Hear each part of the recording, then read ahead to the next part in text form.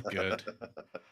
Do you like how light I am? I've decided not to go for light the you are. in It's dark. contrasting my inner gothness. Although I'm pretty light today too. Mm-hmm. Oh dear. Hello everybody. How are you this evening? I haven't tested if anybody can hear anybody. I can hear me. So the timing on this week's stream was impeccable. If I would tell have the story. Yeah, well, I would have been on time if it wasn't for the verify you are who you say you are. It's like, no, so close. For some reason, my YouTube isn't loading at all. So yeah, I had great fun this evening. I mistimed dinner completely. And when Jan and I usually meet up for the pre-stream banter, yeah, I was starting to eat dinner. Yep. And it took longer than I thought. Hello, Roderick. I hope you can hear us okay. Yeah, I've got stuff bouncing on my screen, so it's all good. Actually, Mikey, do you World Cup? I've got a glass. That's not what I said. I drink tea. No. Do you watch the World Cup? No. There's some sportsy thing going on. Neither Mikey and I watch sports. So we're not big football aluminum fans. Right. If nice. Now you have to explain that next week. I just get Adam when I say aluminum, just put in soccer. Yeah, every time. If he has got the World Cup on the third screen, that's a bad sign. No, Mikey was running a little late, and everything was fine. He got to his computer; it was slow booting up. He got to press go live at 1 second 2. It was like exactly 1 second 2. What do you mean verify who you are? I had it already on my screen there. So yeah, we are glad to be back. I've had the sniffles. I'll try not to have a coughing fit. If I do, I will mute myself and go away. Yang can laugh and hope I'm okay. He says the sniffles. He said the bubonic plague. Is that what it's called? When I was in the States, I got a really bad case of flu. It was the sickest I'd ever been up to that point. And against all of my better judgment, I went to WebMD and typed in my symptoms. The number one most likely symptom it gave me was bubonic plague. Yeah. Number 2 was cervical cancer.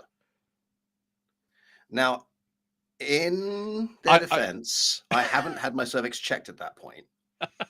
So it was a reasonable thought. Maybe. Do excuse me. Jan, you will hear me do this. They won't. Nope. Hello, Daz. Hello, Rotter. I won't give you a warning next time.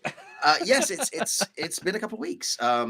We had meant to do this 2 weeks ago, but first Mikey had some real world things coming out at the last minute, and then he got sick on his birthday. Yeah, well, that was brilliant. So last Monday was my birthday, and I was going to do a birthday stream and everything, and then the kids gave me. He hadn't planned to do a birthday stream because he'd forgotten it was his birthday. So his wife reminded him. She did. Yes. We can't. When you get to a certain age, your birthday's like, I'm not a toddler anymore. It will just go past. Actually, when you get to a certain age, your birthday's like, la, la, la, la, not listening. I thought it was when you reach 40. Every year after that, you're 40. That's where I went wrong. I've been telling people I'm 46.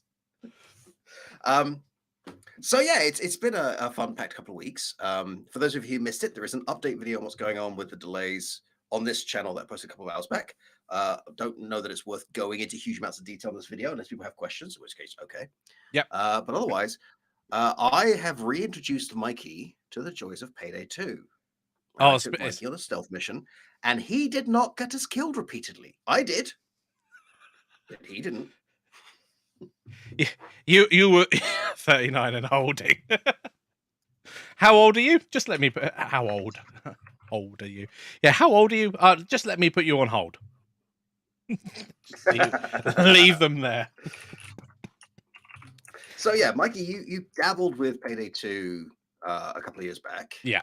In a sort of okay, we'll play this. It's kind of trolly. Let's do this. Rocket launcher to a stealth mission. Yeah. But this time we actually tried it. And what did you think? Well, I approached the game a bit differently now that I understand it a little bit more. there's loads of stuff built in that I had no idea existed. And Jan was explaining that because the game has gone through a ton of iterations over the last 11 years. 11 years, it's no longer kind of the game that it once was.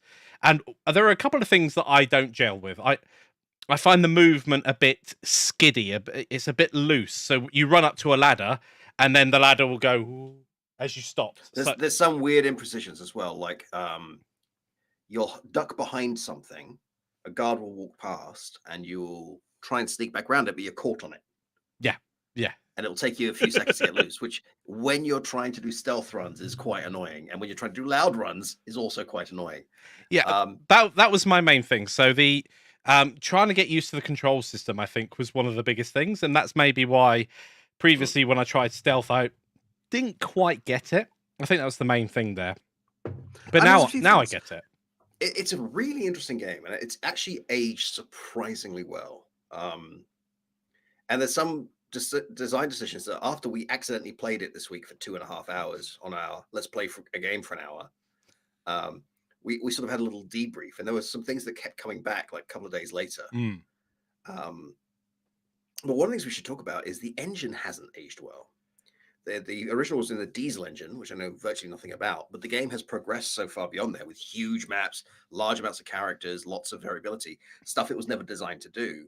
And it's actually really hard to use, especially for modders, which is probably why Payday 3 is going to be in Unreal. It's going to be interesting to see it in Unreal. And I wonder whether it's going to take the ethos of the original one, or whether it's really going to be a new game. I've found a lot of re-releases or new versions of a game. Sometimes your nostalgia spoils what the new game actually ends up being. Well, it's supposed to be the either 4 or 5 classic heisters, depending on which ones they use, in New York, in open world New York. But so GTA 4 then? Hi, Munzer. GTA 4, but a heist game. Okay, so the reason we want to talk about this a little bit is there's a few little design decisions that go in there that are actually really impactful. So it wasn't really designed as a stealth game. And we had a lot of fun on some of the loud missions, some of which we did very badly, some of which we did very well in. But the stealth missions give you a lot more money and experience. Of course, in a stealth mission, if you get spotted, it's no longer a stealth mission. And some missions are stealth only. So you lose the game at that point. Yeah. The one in particular we were doing is incredibly lucrative. I mean, because of the way the difficulty is laid out, if you're spotted, you lose the game anyway. You may as well crank it up to maximum difficulty. It's not like tougher guards and bulletproof cameras is going to make a difference. So this is a loud game, or rather a violent shooty game with objectives and, crimey things with stealth bits. So how do you balance that? Because there's nothing to stop you from just going around, sneaking up behind guards, murderizing them with murder, dumping the bodies and just clearing the level, right? That's the easy way of doing it. So the thing they've come up with is a pager mechanic. If you've not played Payday 2, Mikey, what's the pager mechanic in Payday? So it doesn't apply to civilians, so you can knock out civilians, capture them, kill them, whatever. So take them out of the game. You do lose money for that. Yeah. But with the guards, if you take out a guard, they get paged. Oh, what's going on? Are you okay? And you only get 4 of those in any particular level. And thinking about it, it actually makes the game far more enjoyable because it ups the ante significantly. Because you got, I mean, that would be my first call. Here's the thing, though. I agree. It's not just that you only get 4 pages. So if you try and do a 5th pager, the alarm goes off anyway. Like on your 4th pager, the control voice will say something along the lines of, you know what, that's enough. You've been messing around. Do it one more time, and I'm ringing the alarm. But it's not just you have 4 pages. All of you share those 4 pages. So when Mikey and I are at different ends of a military compound trying to steal their loot, we may come up with short-term plans, but the other person may turn a corner and find 3 guards just sitting in a room staring at him, which can have huge effects. Or in one case, Mikey sneaks away from a guard, sees a civilian, panics, shoots the civilian, the glass behind him breaks, and the guards on the floor below ring the alarm. Like, there's a real need to communicate. And in some of those moments where we nearly got caught and we didn't have any pages left, they came back, Mikey was on camera going, It was which is a exhilarating. great sign of the game. Yeah. Hello, Mindstemmer. Good evening. So yeah, just from a game design point of view, just that decision, a shared resource. Mm. And it's not like answering the pager is instant. It takes a few seconds to answer it, during which time you're crouched next to a body, which with all that Yep. implies. One of the things I really really enjoyed about the game is all of the mechanics that lay down. Some of them are a bit weird. Some of them are more RPG-esque. So the fact that you dodge more, or you can heal, or you get more ammo by doing certain things. And because I haven't played the game in a while, I've got Jan kindly sort of guiding me through and saying, well, actually, you need to have this set up and do that. It's not just picking your weapon and picking what level of armor you want. It actually goes very deep.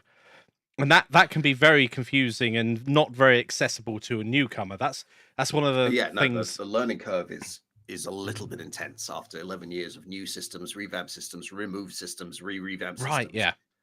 I mean, I felt the same. You've got perks, it's all kinds of stuff going on. I mean, I felt a little bit overwhelmed when I jumped back into GTA 5 after like playing it on the Xbox 360. That was like my first playthrough. And then after that, I think it was PS4, then PC. But it's changed so much since then, and I think that's a great way of keeping a game going, is by adding all the additional content, which is what they've done over the years. It's incredible support. The accessibility. So it's interesting because on the one hand, I really like the variety of characters you can forge, right? Between which voice actor / character model you're using, some of which are frankly hilarious, like Ron Perlman is one of the characters, playing effectively his character in Sons of Anarchy, like an old biker with the same voice and the same swearing and everything else.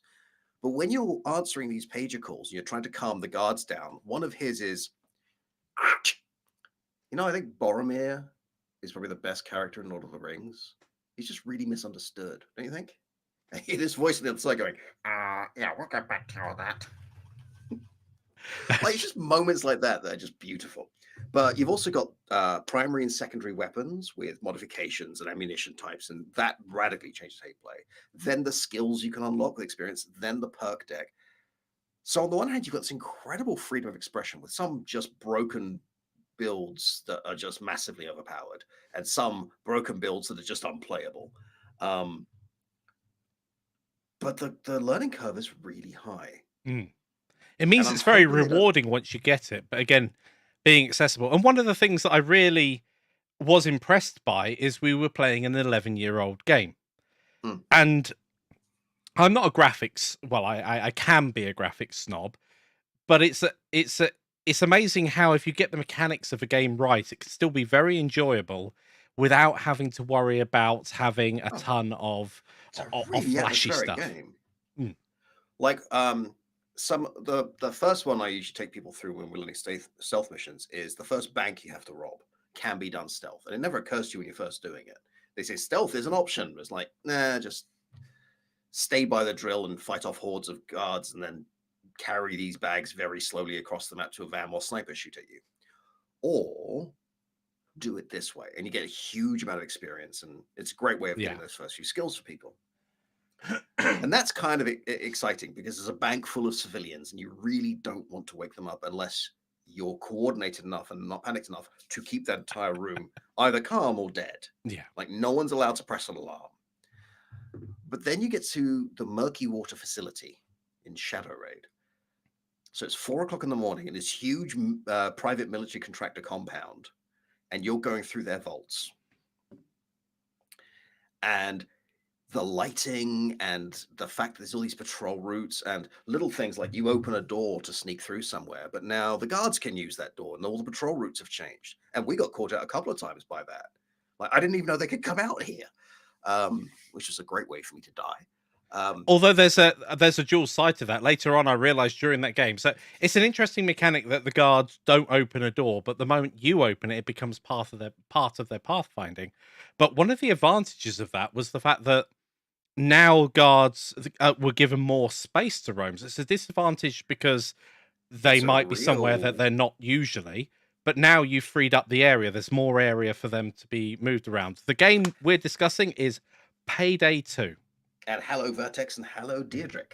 And I think I said hello, Mindstammer. Yeah, it's a game we've been playing the last couple of weeks. I mean, once a week the last couple of weeks.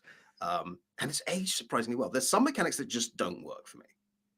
One of them is, if you're going to have stealth mechanics, yes, okay, you give the player extra information. So one of the skills you can unlock is if you stay still for 3.5 seconds, you can see the silhouettes of everyone within a 10-meter radius through walls. It's incredibly useful, except now you're staying still for 3.5 seconds, which means people can find you.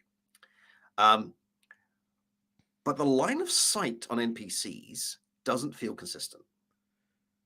There are times when a guard will be walking through a room and I could just sprint right past him and he'll go, huh? And just keep walking. And there are times where you could be crouched there behind a box and he'll walk the other side of the room and go, what's that? Yeah. When I accidentally shot the civilian, that was that thing. I saw the there's like this little circle that fills up, and after halfway it goes towards a red exclamation mark, and it just the guard was looking like that way. I'm behind them, and it starts going up. And I'm like, oh, it must just be an awareness If you thing. get too close to NPCs, they will notice you're there. Yeah. One of the other things that needs a little bit of work is, okay, you walk up to a thing you can interact with, and it'll have an icon to show what you can do if you have the skills or the equipment.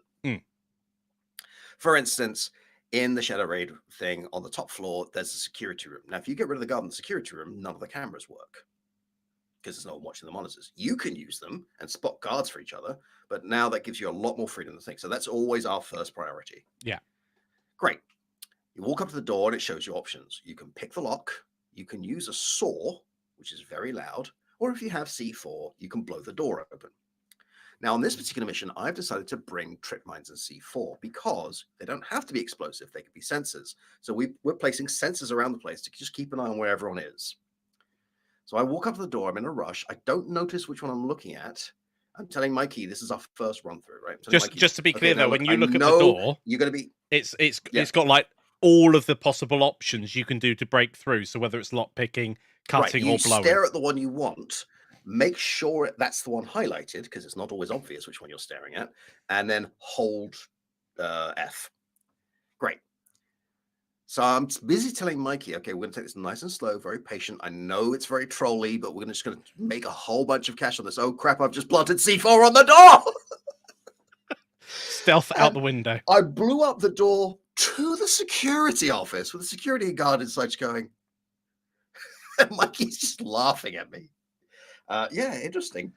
So mechanics like that, it would be nice to have a little bit more control over what you're doing.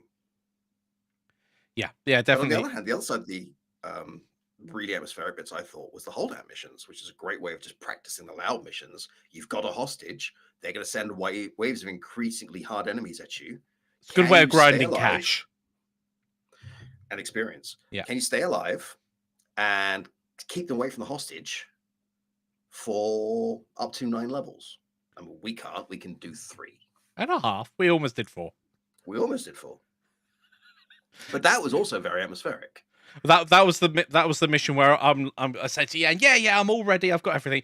But it being an older game that they've modified so much with, I didn't realize that just clicking armor, there's a difference between select and equip. Yes. So I'm like, I'm ready, and I'm like, why am I being killed in like 3 shots instead of like 10, like it normally takes? He's walking up to a machine gun in a suit. Don't mind me. Without the ability to be John Wick and just somersault around the place. Game as a playable character because he's licensed with a interesting voice double. Yeah, it was a lot of fun. I think there's a lot to be learnt from the game in terms of how they've implemented the various systems, because you're quite right. The stealth is a bolt-on. It's the missions aren't Splinter Cell or Hitman. The engine's just not precise enough to do it. Like, if you've got a slidey control system, you need to know exactly where you're going to stop, when you're going to start moving. You need to know, am I going to catch this ladder on the way down? Or am I going to fall to my death and Jan's going to have to try and run outside while all 4 guards are facing his direction to resurrect me? No. No, I'm not going to make it. I can't make it. There's too many people in the way. Oh, to be fair, that was 100% my fault. I thought I could volley off of the roof onto an aircon unit, and again, it was the control system. I've seen people do it. I just can't do it. But I hit the wall and slid along the wall, and it's like the aircon system's back there, splat. Yeah, because the collision on the aircon isn't precise. Which is again another one of these things, right? You're playing a stealth game. You're kind of assuming these things. I think if I was designing a system like this, I would want to keep the huge variety of skills and perks. First off, I'd get rid of skills and perks and make them one thing, right? So you can have a deck of things, and you can have up to, I don't know, 5 cards, 10 cards, whatever it is. And these you can spend points to upgrade. So if you own the skill that lets you see a certain distance when you stay still, you could upgrade it to, say, a further distance or less amount of time. There is a difference between the two systems, though. So one of the systems where you can kind of upgrade what you can, you kind of buy into a certain like a tech tree. You buy into a certain one, but you can't unbuy.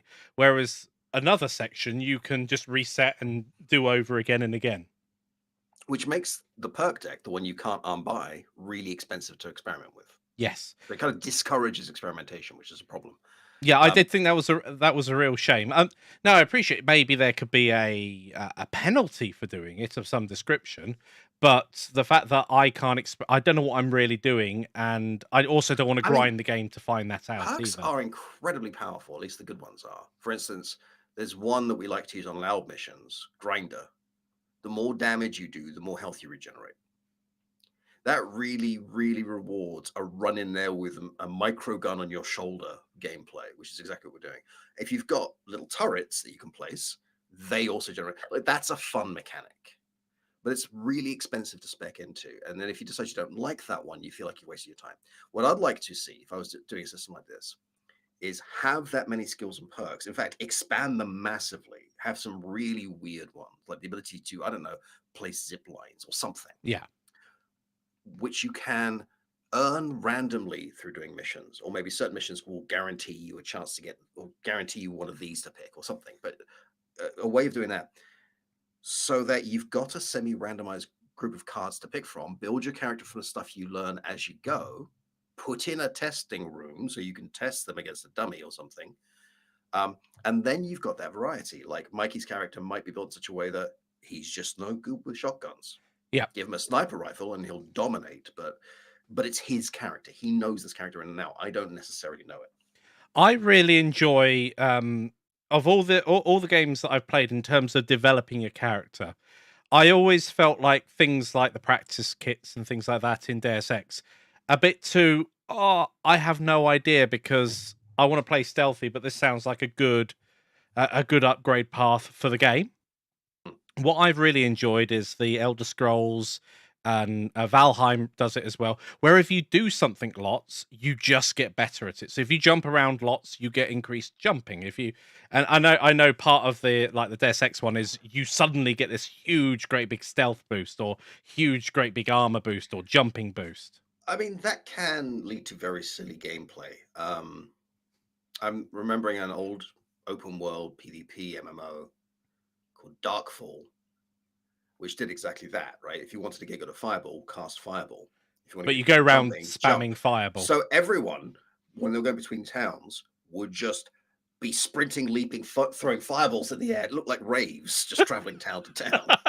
Like, it's fine. There's nothing game-breaking about it, but it does kind of lead to very silly gameplay. Yeah, you can cheese it. But of course, you could say that only levels up not by doing the action, but doing the action against a dummy, or doing the action against an entity in the world, rather than, because I know in Valheim, I think you can set up a shelf just above you, because when you jump, you obviously go up and then come back down. That's what jumping is, guys. But if you put a shelf above you, you'll go badoing and come back down, so you can actually spam jump really quickly, so you get good at jumping. So yeah, there are ways of cheesing any game that's like that. So.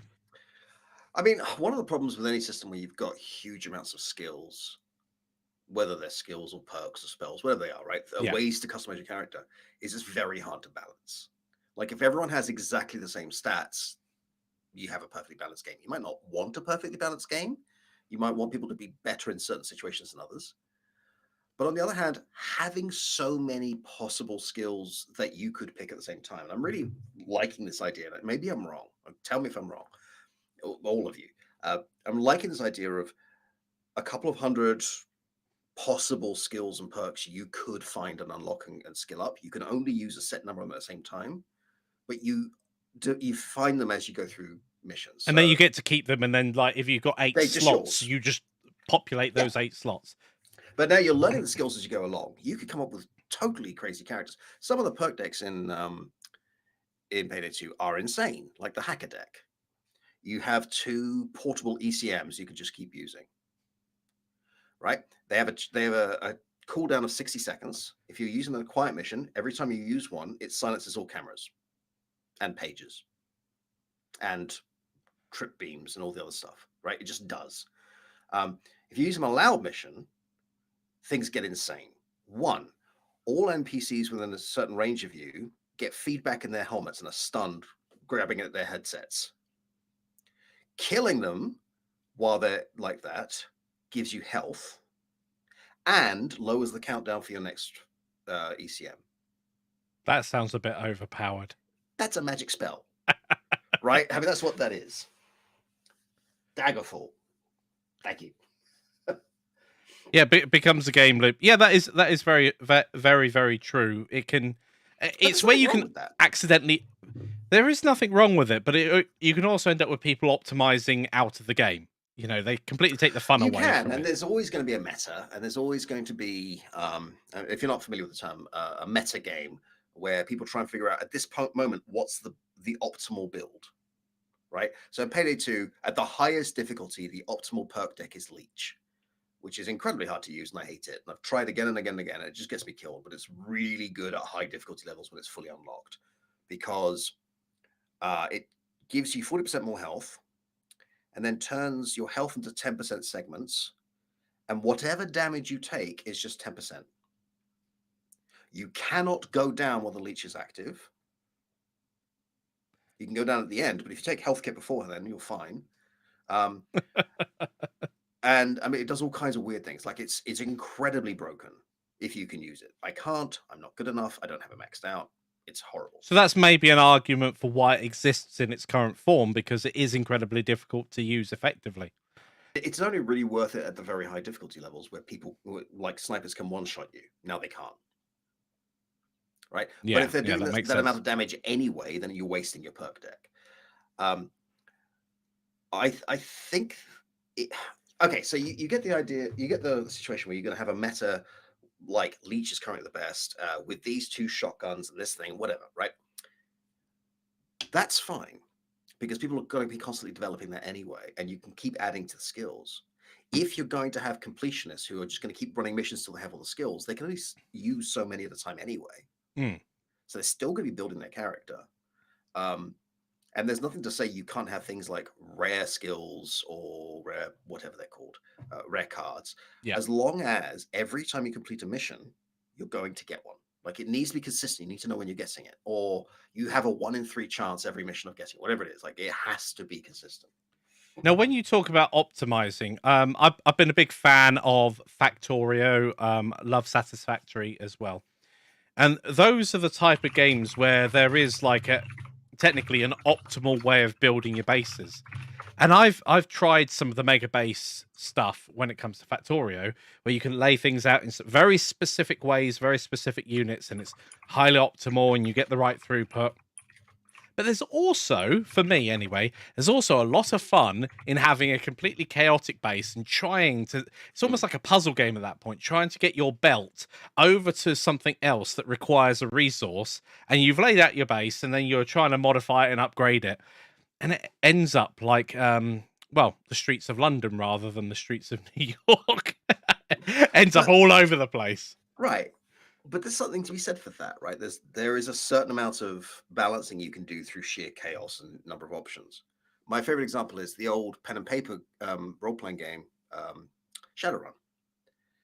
Shadowrun is currently in its 5th edition. It does have a CRPG computer game version, which I'm not a huge fan of. It's fine. It doesn't really capture the spirit of the game because if you don't have the skills, it'll give you an NPC who has them. Like it's just here you go, you have a hacker now. I just read the chat. Sorry. Yeah. So Shadow on Pen and Paper, especially 4th edition, had so many possible skills and pieces of cyberware and different types of spells. And if you have spells, you can't use cybernetics as well. If you have cybernetics, you can't use spells. So it's trying to push you into one of those directions. But if you really want to be less effective at magic, you could have a robot arm with a gun built in. Sure. But there are so many possible options that there is just no way to be dominant in every situation. Yeah. You could be absolutely dominant in a handful of situations, and you could engineer it so you only stay in those situations. But you come up against somebody with a build that breaks yours, and you just get melted. I mean, that's just what happens. Yeah. That's the kind of balance I think you would need with something with that many skills. There was one of the Splinter Cell games. I think it was Pandora Tomorrow. Now that was a very interesting game. It's probably one of my favorite Splinter Cell games, where you actually got a multiplayer version. I was just thinking a multiplayer version of Payday could reflect a very similar thing. It was very interesting because you, as the mercenary, you would have a HUD, and it would show you if the other people were making sounds. You wouldn't have to always use your ears. It would show you whether the sound came above and below and where it came from. So if you were very good at monitoring that, you could actually intercept anybody moving quickly through the map. Payday is a multiplayer game. It's just all on the same site. Yeah. There are games like that where some of you are cops and some are robbers. Yeah. Well, the great thing was that the stealth mechanic, if you've ever played Splinter Cell, you know that if you're in a dark spot, you actually kind of fade in. You're completely dark in the game as well. And that came across as a mercenary as well. You wouldn't be able to, if one of the Splinter Cell guys, I don't know, Spec Ops, went into the shadows, they'd be invisible immediately. I believe they're called solids. No, you're thinking... You play one called Solid Snake. No, you mean Sam Snake and Solid Fisher, yeah? Yeah. Had to think then. Testing my brain. My poor brain. I haven't had coffee yet. Leave me alone. Hello, cat. So yeah, there's some interesting stuff in there. One of the things I like is that I love the masks you can get paid into. Some of them are, if you buy DLC, you just have access to them. Some of them are from events. Yeah. Some of them you have to do certain things. Some of them are just random. Mikey doesn't play with the masks. Just doesn't care. Well, it's interesting. I like the idea of them now, but to me, they're almost, I suspect a lot of them are, depending on when you bought the game, DLC.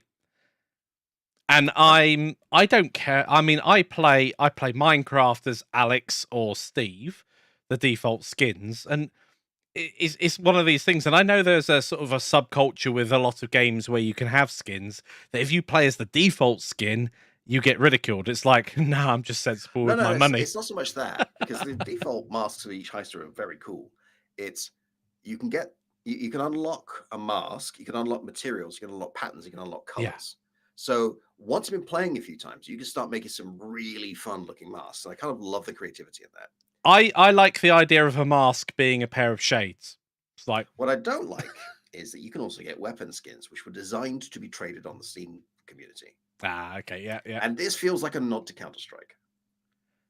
In fact, and every other game that does it. Last week from people make games, where Quentin Smith talks at length about Valve's involvement with the gambling around Counter-Strike skins and what its responsibility and response and culture is.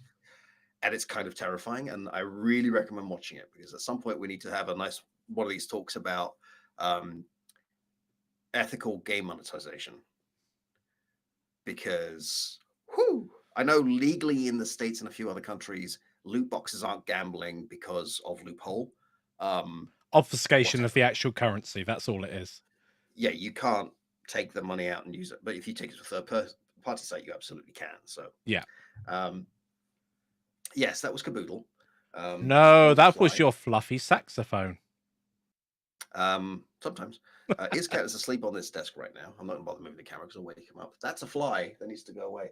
I opened the windows earlier because it was a bit stuffy in my house. And all these flies came in. I wasn't inviting you guys. I was airing the house. Like, no, here we come. But yeah, if you're interested in the subject, I do recommend that people make games video. Or in fact, the channel. Some really interesting stuff in there. A lot of which to do with things like how Roblox pays or underpays developers. It's weird how monetization influences different people. So I would rather pay full price for a game. Those who know me know that's rubbish. I wait for it to go half price on Steam. You never pay full price for a game. I also don't buy it at release either. But when it comes to... And then you don't play it when you buy it. Like, No, I've saved so much money. No, you haven't. You've got hundreds of games you've never played. I've totally played Half-Life Alyx when I bought it last Christmas. But there are different types of monetization. I mean, I think the ad-sponsored one where it interrupts you every 5 minutes, it seems weird because it must work, otherwise people wouldn't do it. But at the same time, I don't think I've ever been interested whatsoever in an ad that comes up on when I'm playing a game. Okay, so it's an interesting thing. They interviewed a guy who's an attorney who specializes in video games. And he's been approached by large companies that he won't disclose who they are because of client, lawyer privilege, attorney, person, NDAs and all that. Give me money. Right. Thank you. So because of the MBAs, wait, that's a basketball association. Is an MDA a drug? Because he listens to NWA, he can't say who these companies are. But one of the things they'll do is they'll use metrics to discover, are you somebody who's likely to sell a skin? Yeah. If you're not, or to use your money to buy one from the community, if you're not, they'll tweak the odds so that you're much more likely to get the high value skins. Interesting. Because now you're a billboard. Whereas if you're somebody who's likely to do it, they'll tweak the odds so that you're almost never going to get them as drops. So you'll spend the money. I mean, that's completely illegal in the gambling industry. Yeah. And they're like, can we do variable odds? And he's like, no, you can't. It's it's a problem. Like, yeah. There's a self-selection going on. If you're somebody who doesn't routinely fall for this, they'll market it to you in a different way. Yeah.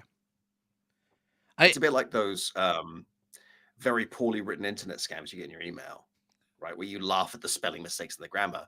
But actually, those aren't mistakes. Those are there because the people who are likely to spot those are the people that they don't want to waste their time on the scam because they're not going to fall for the scam. That's fair enough. Self-selection going on. Yep. There I thought I was being kind to the Nigerian prince. EA. I have no idea if it was WB Studios. I have no idea if it was Valve. I don't know who it was. He didn't say. But let's face it, it's not like there's a shortage of big companies who want to make money. It's kind of what a company's for. No, it's weird though with the game mechanics. I mean, I've noticed that a lot of the games that I would potentially be interested in now on iOS are now not available to buy. They're behind Apple's monthly subscription. Apple has a monthly subscription. Yeah, I can't remember what it's called, but for the games on YouTube for shows that look really interesting, and I look at them and they're like on Apple Plus. It's like I'm not getting that. I'm not spending monthly money on every possible streaming service. I might as well just get cable. I mean, it is. I think the game industry is moving slowly towards a more cable-like model. I mean, I've got Game Pass, and that is actually worthwhile to me because because of the way that if you sign in on a computer and you've got children, you can actually sign in, buy the game or download the game, buy it, purchase it, add it to your record, switch account back to the child, and it becomes available to them. Mm-hmm. They can't just select it and download it. You have to do that little song and dance. But that means that instead of, we all want to play Slime Rancher 2, or we all want to play Minecraft. Well, each time something like that comes out, even if it's just 10 quid, we've got 5 children in the house. If some of the games they all want to play in that 50 quid a pop, it pays for itself very quickly. Or So there's a can do. question in chat from Deirdre. Vertex Rage mentioned NFTs in games. Ugh. Yeah. What games contain NFTs? I don't know of any large ones that do right now. There was certainly a brief fashion. NFTs are the future of gaming. And I know Peter Molyneux was working on an NFT game because of course he was. Peter, I love a lot of your work. Please calm down. Please. Yeah, NFTs are a weird thing, and I there was a lot of it in the No, they're art not. space as well. No, they're not. They're a scam. It's very simple. Actually, one of the things they point out in this People Make Games video is Valve was doing tradable rare things that you can buy and own or sell before blockchain. So you actually don't need NFTs. Oh no, you don't need a blockchain. I mean, a non-fungible token doesn't have to be blockchain, but the fact that it kind of all came up with the crypto rush and everything over the last couple of years, that was it was all very scammy, a lot of it. Or certainly it brought out the scammer in a lot of people. Let's put it that way. Okay, so for those of you who quite like the idea of NFTs or blockchain, I want to point out, one, blockchain is a very interesting technology. I'm not saying blockchain isn't. Two, blockchain is not the future of the economy. It has a whole lot of problems. Three, just because blockchains are interesting doesn't mean NFTs are good.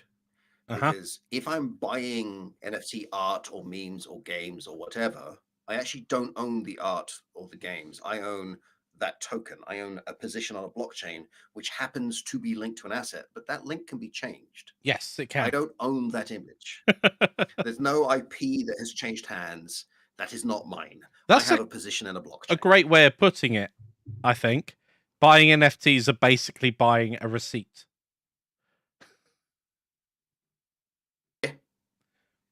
Yeah, I got approached several times. You go to a supermarket and you go to like the baker's or the butcher's stand. I haven't been to a large supermarket in a while, and they've got those little paper things with your number on it. Oh, it's your number in the queue, right? It's a bit like valuing the number in the queue. No value to me. I got approached several times.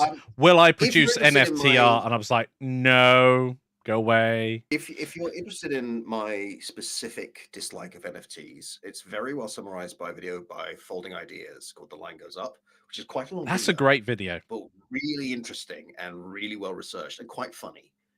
But he talks about a lot of the problems with cryptocurrency and NFTs. And one of them is the future that's envisioned by the pioneers of cryptocurrency, like this very libertarian utopia, is not one many of us want to live in. Like the actual stated goal, never mind that we haven't reached it, the actual stated goal may not be something you want to buy into because it has problems. So yeah, I'm not a crypto fan, and I'm certainly not an NFT fan. Not least of which because people are usually not aware of what it is they're actually buying and selling. The amount of people who've sold NFT art and then not realized, have I sold the art? Or do I own this now or not? And the answer is yes, if you're the artist, you still own it. You haven't sold the art, you've sold a position on the queue. I don't really understand why you would sell things like that.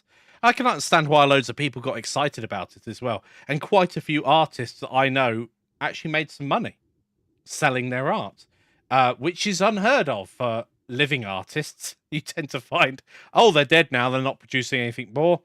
Price of your art goes up. So, I mean, yes, but it is worth noting that one of the people who bought most of those early memes and artworks as NFTs did it in his own cryptocurrency as a way of inflating the price of the cryptocurrency to get more investors. Like most of the big spenders in this space don't necessarily have any interest in the art; they have an interest in the technology. NFTs are usually used as a proof of concept for a specific cryptocurrency on a blockchain. Yeah, and that's really my issue. Cryptocurrencies are not a great way to buy and sell things with certain limited use cases, and I'm not a fan. I'm really not. A lot of the sort of like issues that I've noticed would be things like, oh, it's decentralized, and then all of the newcomers use the centralized system. Kind of defeats the point of it being decentralized in the first place. And and you're quite right. The whole thing of not actually owning it. Where somebody stole a whole bunch of Ethercoin, and it was forked. The entire cryptocurrency was forked. Oh, you mean when Ethereum split to Ethereum Classic and Ethereum? Right. So it's decentralized. No, it isn't. No, someone got 51% and changed the blockchain. A group of people who run the thing decided we don't like that outcome. Let's change it. It's not decentralized at all. No, it's just not. That's got a dictator at the top. So anyway, if you're interested in moving back in, it's more. This is a little bit outside of my expertise. I'm not a cryptographer. I'm not an economist. I'm not a tech bro, and I'm certainly not Elon Musk. Hooray! Oh, are we moving on to Twitter and that dumpster fire? I mean, we can do. Okay. Who in the chat wants us to talk about? Mikey is very clear when we go on stream. Yeah, and we're not going to get political, are we? So I need to be a bit careful. But while we're talking about libertarian utopias going wrong, oh mate, what happened? I'm just letting you lead. I shall follow. Yeah. You can tell he's unwell. Okay, so for those of you who don't know, I tend not to get very political when we're teaching or doing these streams because we have a very wide audience. It's not really what we're talking about. If I remember when we were working at a previous company and someone asked in a Q&A, what do you think about forced diversity? And I kind of let loose on the guy. And like, there's no such thing as forced diversity. There's enough room for everybody. There's 7.5 billion people on the planet. Let them have a female protagonist or a person of color. It just tipped over to 8, apparently. This was earlier. Oh. So I have very strong political views, and it's probably no surprise that I lean very slightly left of center. You're leaning right on my screen. Just let me flip your video. I got a message from Twitter that I can use NFT as my profile picture. So Vertex, you just gonna put the letters NFT. Not effing Twitter. There we go.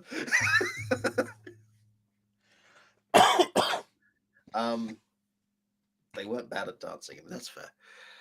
So, yeah, if you get me going on the political ramifications of decentralized, anarchic, techno-anarchic libertarianism, we should do an after stream where we can reveal our just talk freely. Yeah, why not? Because the running joke when I was a professor is, hey, look, it's the pinko leftist Marxist. Like pinko leftist Marxist. Close. And I would say I'm not a Marxist. I'm a postmodernist. Those two ideas are not compatible. I'm really like ignorant to most. Is why he doesn't let me go political on the videos. Where were we? Oh yeah, no, I do recommend the video. Even if you don't agree with it, you should understand what people's objections to NFTs and cryptocurrency are. Right? It's not a bad idea to see someone actually engaging with the space and analyzing it and saying, "Here's what I found." So if you look at Folding Ideas video, the line goes up. He's also done a wonderful one a couple of weeks back. It's quite a long video, so I would recommend watching it in chapters or smaller chunks. Well, watch it all in one go and tell your boss, no, I'm legit working. I mean, it's not as long as H-Bomber Guy's video. Deus Ex 3 is fine. Isn't that like 3.5 hours long? Yeah. Yeah. What are you doing?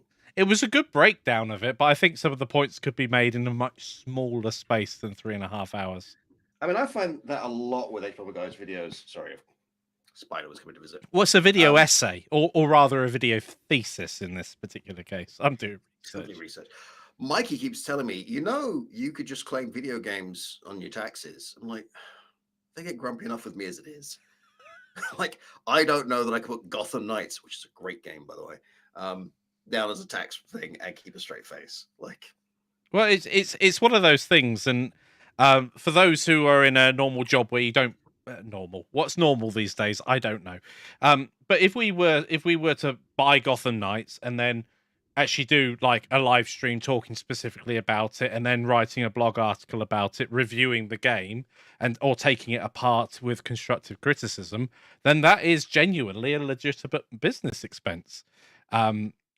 I don't think I've bought any of my games through the business because although Dying Light could have been almost one, because I did spend quite some time going through it, having a look at textures and how displacement of geometry was working throughout the game. That's how I play games. Don't you do that? Sometimes. Gotham Knights actually was a really interesting game.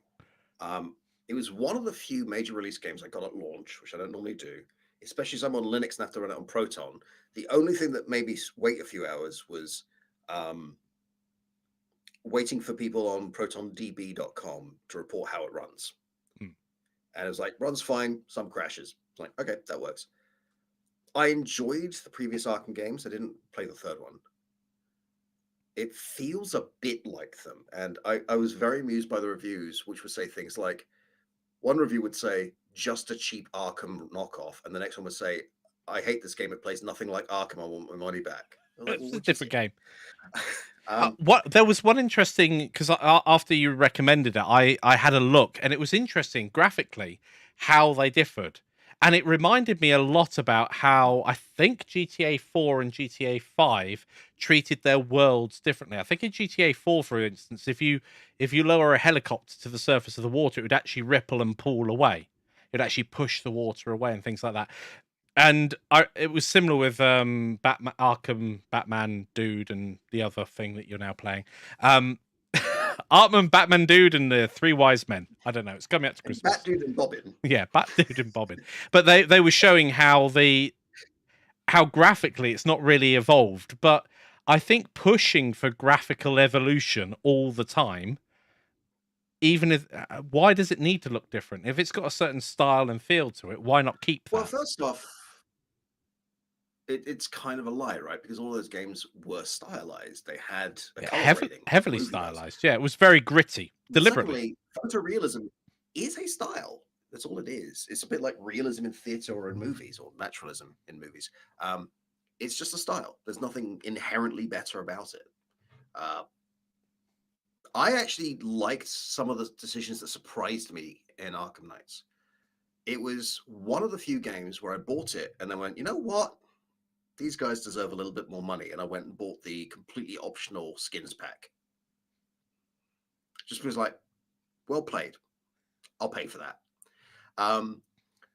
Things like all 4 characters. So there's Nightwing, there's Red Hood, there's Bobbin, there's Batgirl.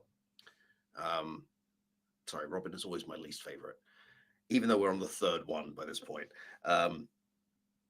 I don't follow the universe. But all the characters actually play different. And I don't just mean they have different skills. I mean, if you try and play them the same, you'll lose. Like, the way Nightwing plays is very, very agile. But if you try and do that with Red Hood, you just can't do it. That's interesting. Like, he's slower, he's stronger. That's not what his character is for. So it's not just a graphical difference or just swapping a skin out. No, and they actually work really well together, from what I understand. I also appreciate the fact that the tanky character was Batgirl. Like, that's just an unusual thing. We have one female character. Let's make her the most survivable. That's not what you normally see in games. I also really enjoyed the fact that the writing was so good. I found myself reading the little email logs between characters, which I normally just skip, because they were hilarious. They were genuinely funny. Maybe they thought, no one's going to read this. Let's make it comical. I recommend Gotham Knights. Gotham Knights, Daz. It isn't the Arkham games. It's set in the same world. It has many of the same characters, minus Batman, who you've only seen a couple of cutscenes. It's similar, but not the fighting isn't quite the same. But there's something about Grayson emailing the other nights with, I had a pizza in my fridge and it's gone. Which one of you took it? And they're all going, dude, you're the inheritor of the Wayne fortune. Buy another pizza. That's just what I'd expect you to say. You know what? I haven't heard from Alfred recently. And Alfred replies to Chain saying, I don't even like pizza. That's what I thought. I warn you, pizza thief. I was trained by Batman and I will find you. It's just like, okay, I'm in. Like, there was something I was not expecting about a AAA licensed game from a major studio on a major Batman or superhero franchise to make me want to read all the little things, do the collection quests, and spend extra money on skins I never use. Yeah. Like, that was a real joy. I just had a quick look on my Steam library as well to see which game it was that I was playing, and I think it was Arkham City. That's the last one that I played. I don't know what order See, they're that's in. the one that most game journalists say is the weakest, because the first one worked because it was very tight. But the last one was like, here's the whole city in a Batmobile. Okay, it was the one before that I've Okay. played lots of. Because I don't know, I've launched the game. I've got a playtime of 5 minutes as well. I do want to play Gotham Knights with Mikey at some point, which means he'll have to get the game and we'll both have to install it because I've taken it off my machine now. I definitely didn't have a car. You jumped off the tall buildings, and there was some mini games of flying through hoops. Pretty much, you grappled up and then flew across the city. But just to give you another example, I don't want to give any spoilers, but there's a mission where an optional mission. Harley Quinn is giving a motivational speech at a theater, and you think she's got something evil planned. So you head over to the Monarch Theater, which, by the way, is the last place Bruce Wayne went before his parents were killed. Things I know. And you get there, and projected onto the clouds is 3 red diamonds. And I was playing with Red Hood at the time, and he just went, a Harley symbol. Really? So like, she's projecting it like the bat symbol. Nice. I'll dig it. Yeah, that was a lot of fun. I recommend that one. Payday 2 from a sort of game design. How is this aged? What would I change? I recommend if you can get past the learning curve. It's a little brutal if you don't know what you're doing. And like you were saying, I don't want to play the solo, right? Because if you don't know what you're doing, it can be brutal. I think I personally find it far more enjoyable. Tried one mission and was like, I'm never playing this game. And like, what mission did you do? I was one set in LA. It was like, oh, Aftershock. Yeah, don't play that one. Like, how am I supposed to know that? I don't know. Just don't do that one. It's like, maybe drive a truck. There's no instructions on how to drive a truck in the game. So I accidentally, as accidental as it can be, I started a mission and didn't realize that it was one of 3, I think. I'm like, oh, those multiple day ones. Yeah, they got rid of those. But I don't have time to play 3 missions. I just want to do 1.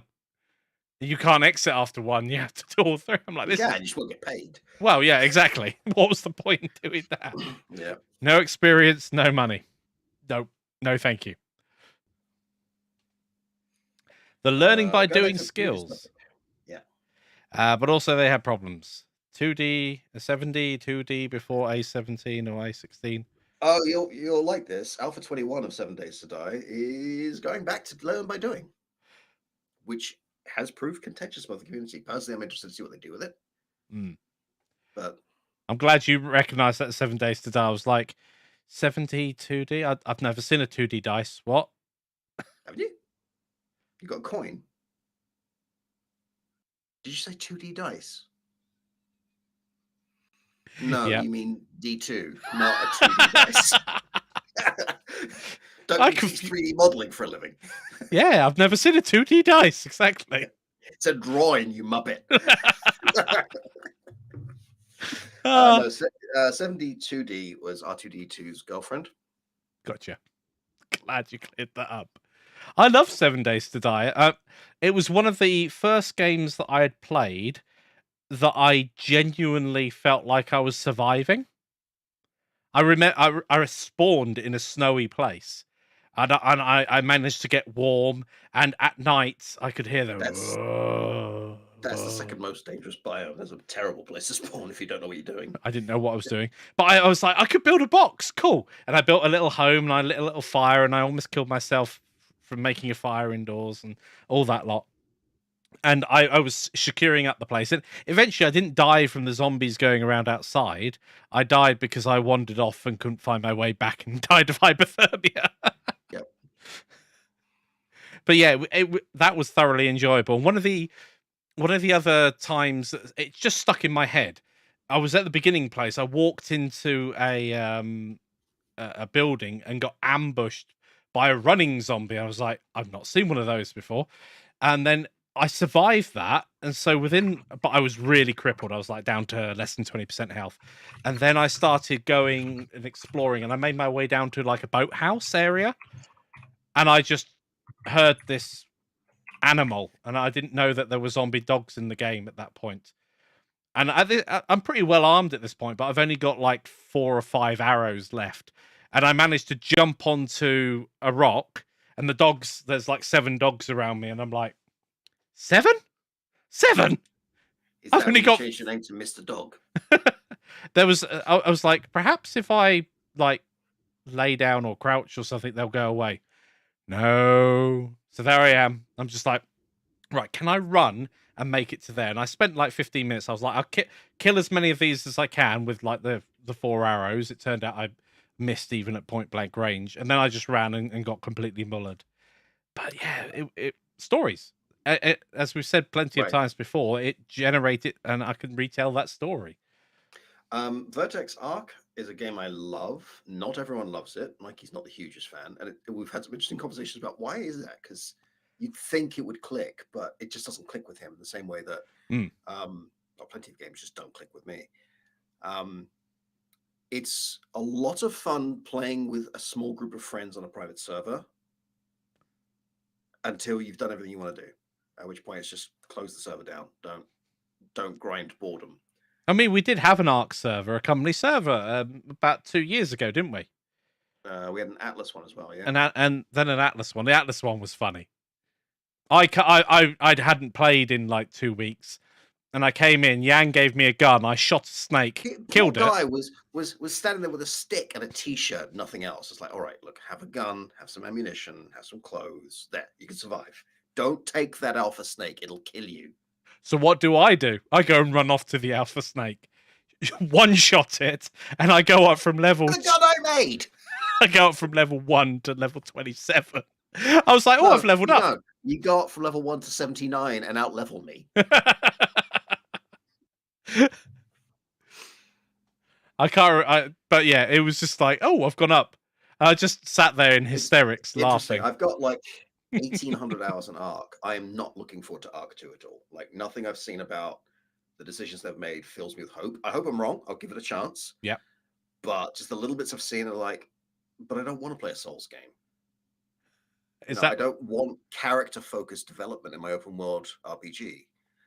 That's not why I played this game. But maybe I'm wrong. We'll see.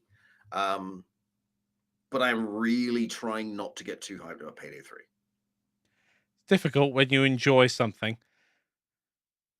Very difficult not to get hyped up by it. I mean, I got a little bit hyped by Dying Light 2. And I'm glad I didn't get it when it came out, because it was bug-ridden and everything else. KSP 2. I am hyped for that. That is just going to be good. KSP 2 sounds very interesting.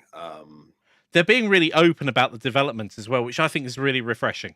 Yeah, they're going through, and of course, something that scale is going to be delayed and going to have issues. But I love the fact that they they're trying to introduce multiplayer, which will mean that people can launch rockets at the same time as one another and cause calamity, or help each out on a mission. There's a game I'm kind of interested in just for the artwork called Nightingale, which is an open world survival game set in the Fey realms, and it's got some really interesting artwork. I know very little about it. I don't want to get too hopeful for it. I decided not to pre-order games after SimCity 6. What a disaster that was. I mean, City Skylines has definitely taken over from the Sim series on that. Oh, that was good reason. That last one was just bad. Empyrean Galactic Survival. I've not actually heard of this game. It's amazing how many games. I've not tried Empyrean Galactic Survival. It looks interesting. Just pass under radar.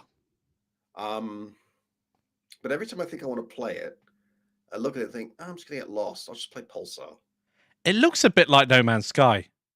I'll play No Man's Sky, which I do very much enjoy.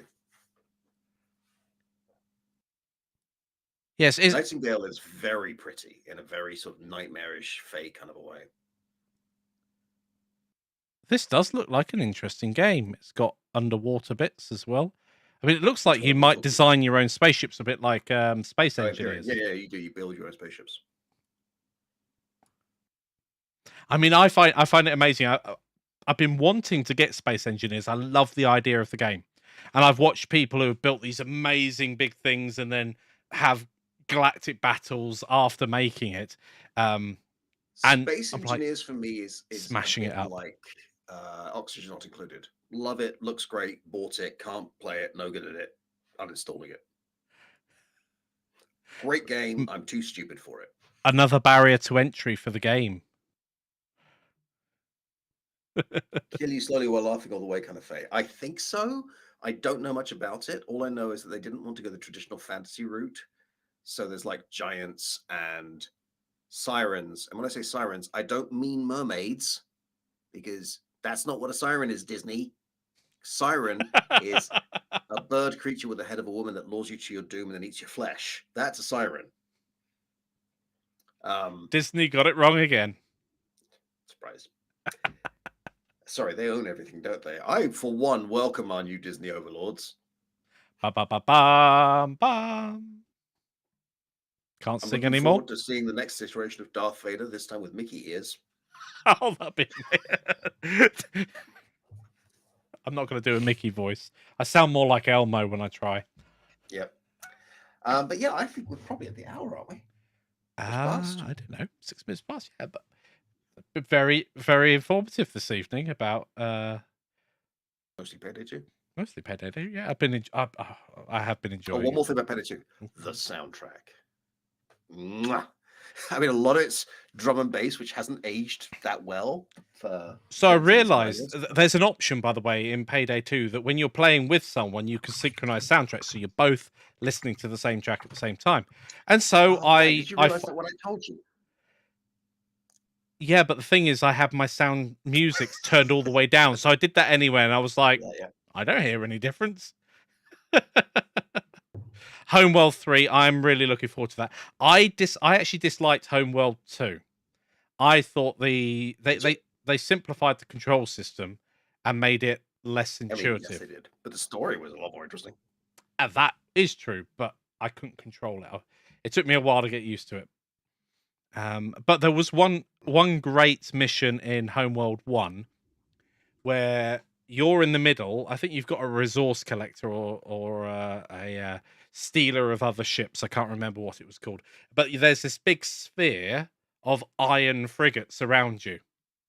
And if you played it in a certain way, you could move out, attract one of them in, steal it, move it out, attract another one in, steal it. I must have spent about 6 hours stealing every one I could. And then you lose them later on in the game because it's one of those things. Oh, your stuff's taken from you. I thought, no, I spent 6 hours collecting all those ships. Everyone's gone. All of them. We're all that's left. That's every time you get past the first mission, you would say that. Homeworld was a lot of fun. I tried getting to Deserts of Cathark. I was like, yeah, no, this definitely feels like a Homeworld game. They did an excellent job. It wasn't originally going to be a Homeworld game. It was made as an homage, and then the team were like, let's make it Homeworld. Can we buy it from you? They're like, yeah, you can. But I didn't get that far into it. I need the bathroom and I need to eat. It's a game that I bought and haven't played.